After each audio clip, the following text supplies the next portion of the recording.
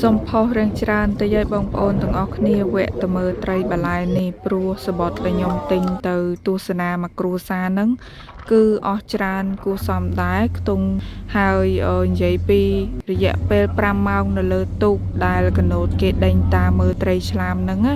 ខ្ញុំស្មានតែទូរស័ព្ទរបស់ខ្ញុំហ្នឹងគឺធ្លាក់ចូលទឹកបាត់ហើយបងប្អូនព្រោះតាំងពីឡើងដល់ទូករហូតដល់ចុះពីទូកវិញគឺខ្ញុំថតរហូតហើយទូរស័ព្ទខ្ញុំឡើងអស់ថ្មគ្រឿងតែម្ដងហើយមិនមែនតែខ្ញុំទេគេថាគ្រប់គ្នាហ្មងគឺចាខំផ្ដិតយករូបភាពត្រីឆ្លាមហ្នឹងណាព្រោះនិយាយទៅដូចថានៅស្រុកវាលោតផ្លោតអីអញ្ចឹងណាហើយយើងចាប់អត់ទាន់ណាថតអត់ទាន់បានអញ្ចឹងណាហើយ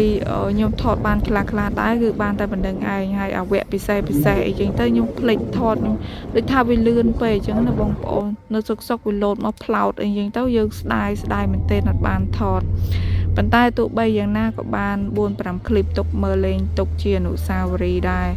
ហើយចំពោះការទស្សនាហ្នឹងគឺបងប្អូនអាចជ្រើសរើសប្រភេទទូកខ្លះមាន8ម៉ោងទូកខ្លះមាន3ម៉ោងទូកខ្លះមាន5ម៉ោងអញ្ចឹងណាហើយតម្លៃក៏ផ្សេងគ្នាដែរហើយខ្ញុំជ្រើសរើសយកទូក5ម៉ោងហ្នឹងគឺតម្លៃវាគួរសមដែរបងប្អូនចឹងបងប្អូនដែលនៅប្រទេសអូស្ត្រាលីបងប្អូនដឹងហើយថាមិនថោកទេបងប្អូនអាចឆែកមើលខ្លួនឯងទៅក៏បានដែរមិនពិបាកទេហើយនិយាយទៅគឺខ្ញុំពេញចិត្តជាមួយនឹង trip មួយនឹងខ្លាំងណាពួកអីខ្ញុំធ្លាប់តែឃើញត្រីបាឡែននៅតាមទូអីអញ្ចឹងណាតែនៅពេលដែលឡើងមកលើទូកហើយឃើញផ្ទាល់ចឹងមានអារម្មណ៍ថារំភើបចិត្តមែនទែនអញ្ចឹងរយៈពេលប្រហែលជា1ម៉ោង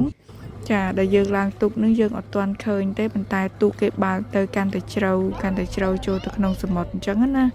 បានឃើញនិយាយទៅគេអ្នកជំនាញគេដឹងថាត្រីបាឡែននឹងវានៅម្ដុំណាម្ដុំណីអញ្ចឹងទៅ